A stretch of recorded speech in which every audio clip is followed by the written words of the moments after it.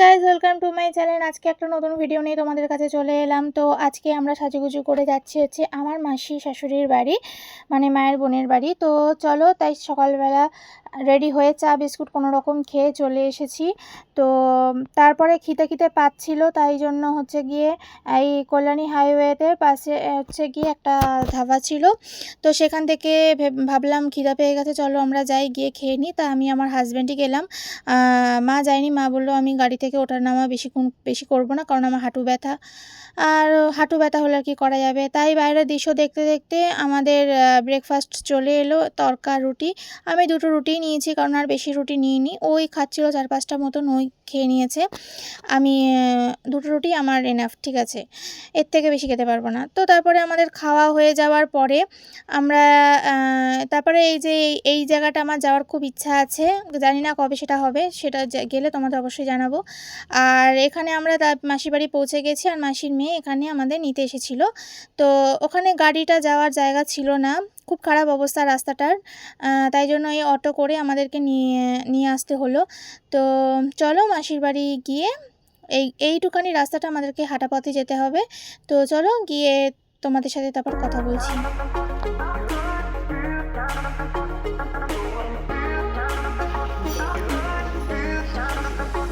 এই আমি একটু আসছি, মাসি দেখা। কাকে দেখাবো? সবাইকে দেখাও। নাইটি পরে আমরা গেলাম আমপান্না। শরবত খাওয়ার পরে সকালের ব্রেকফাস্টে আবার আমাদের দিল পরোটা ঘুগনি।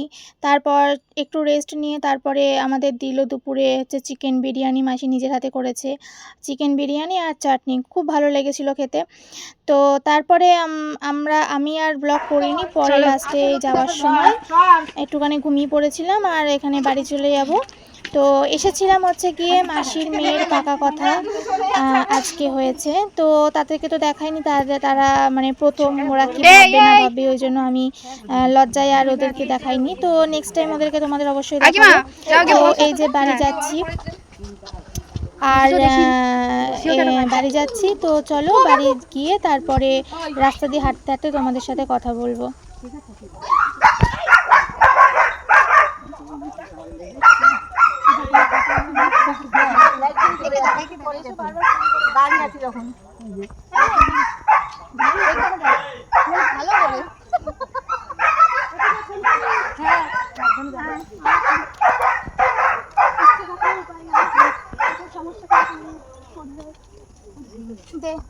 তুই বাদ যাবি কেন রে?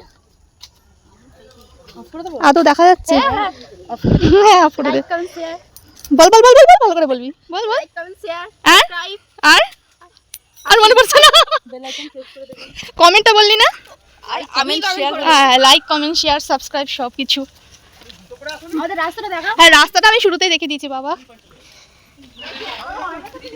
তো যাই হোক, তো চলে এলাম আমাদের অটোর এখানে, আর রাস্তাটা দেখো এরকম কাদা প্যাঁচড়ায় ভর্তি। তো তারপরে এইরকমভাবে যেতে হবে, কিছু করার নেই। কবে রাস্তাটা ঠিক হবে জানি না, যবে ঠিক হবে তবে দেখা যাক আসা যায় কি না।